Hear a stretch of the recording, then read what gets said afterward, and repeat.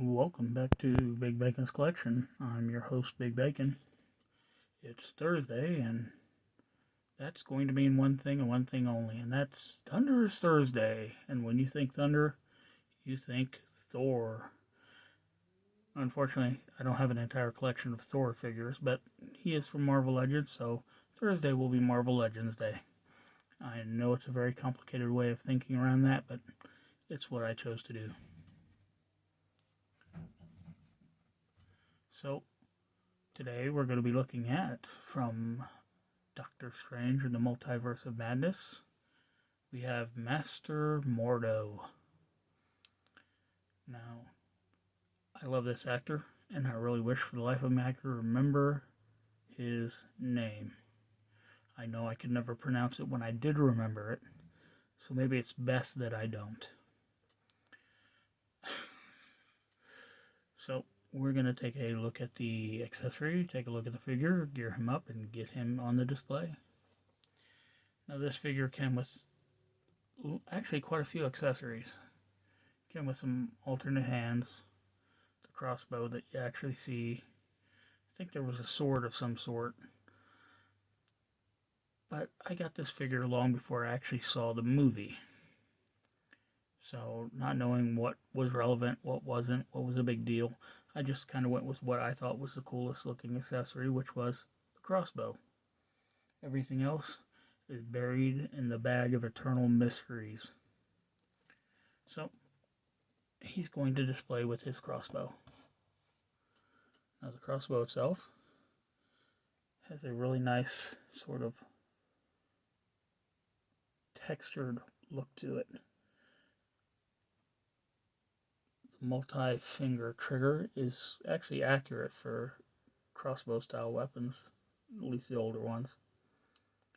The string portion and this up here look like they're separate pieces that are just glued into the bottom, which, if that's the case, I like how they did it, because that means that they could cast the upper part in silver, cast the bottom part in brown, go over it with a really shiny brown. That's the one thing I really do not like about this, is just how shiny that is. I mean, that's shinier than the actual silver parts. The arrow attached itself has a flathead tip. And by flathead, I don't mean a hunting tip. I mean it's got an actual flathead screwdriver on it. Tell me I'm wrong. Tell me that's not what that looks like. This back here actually has that braided rope look. It's really nice. Really art detailed, and I like it. So let's move on to the figure, shall we? Now the head sculpt. I love it. I mean, that's him. The brow furrow, the eyes, the set of the jaw. That's Mordo from the movie. Unfortunately, though, once again, because of that face print technology, he's got a really glossy look to him. His hair is intricately braided. Comes down his back and over his shoulder, tied up here. He's wearing this long flowing robe, which is a softer rubbery plastic. I haven't tried it yet, but I do imagine you can actually remove this if you chose to do so. And because it's a shoulder robe and not a full-length robe, you're not going to get that miscolored arms to body look. Lots of paint differentiation on this figure. A lot of paint apps.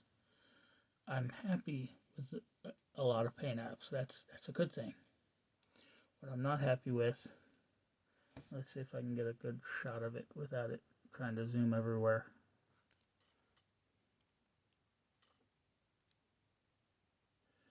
Okay, there on his collar. Yeah, you can see it here. The white doesn't quite match up with where it should inside that robe top. But I'm okay with it, because at a distance you really can't notice it. This black looks like it's missing just a little bit down there lower on. You can see a little bit of the green peeking through. The off-white underneath that. A little bit of overspray onto some of the side material. The lining on it though, this Y-shaped lining, looks pretty spot on. This here is a separate piece, but it is glued in place, whatever it is. Gives it a nice textured, reflective gold look. Got a nice two-tone belt buckle, if that's what that is. It's got a sling ring down here. Intricately detailed hang-down scarf. Very nice looking.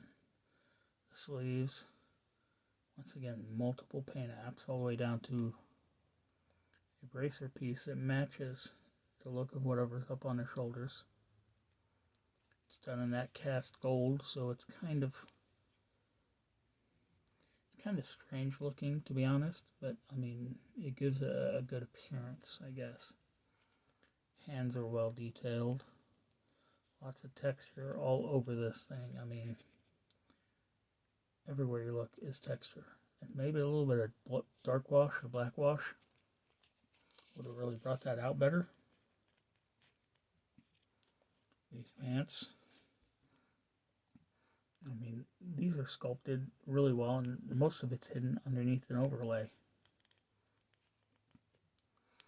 Once again, another pair of boots that I would wear proudly.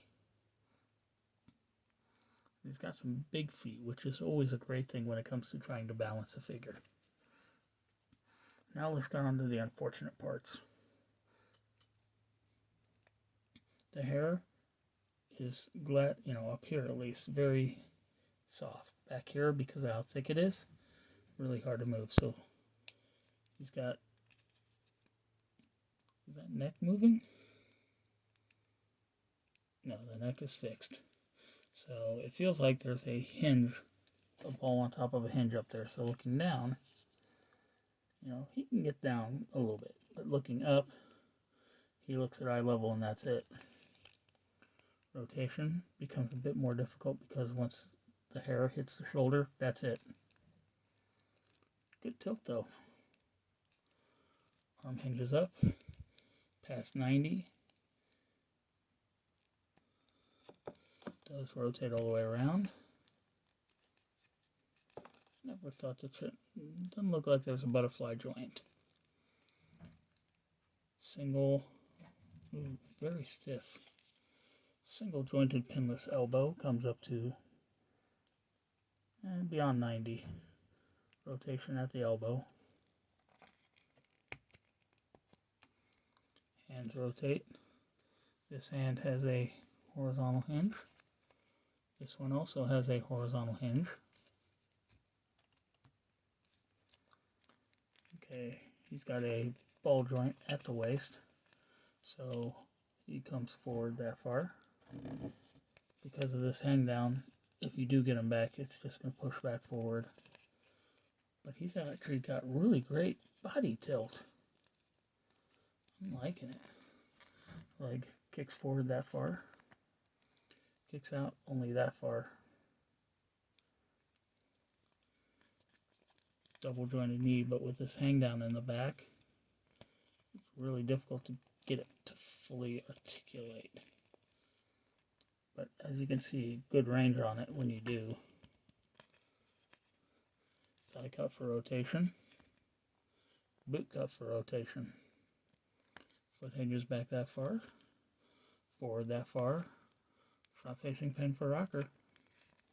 So let's get him into position here, shall we?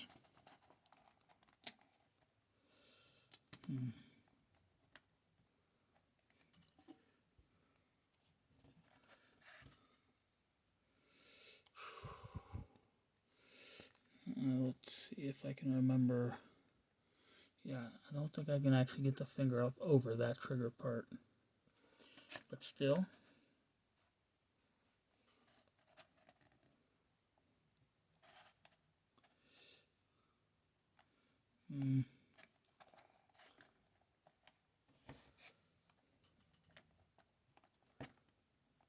Now up, crossbody, and those joints are really shiny too. I love finding more stuff while I'm doing other things besides actually looking at the figure for the appearance.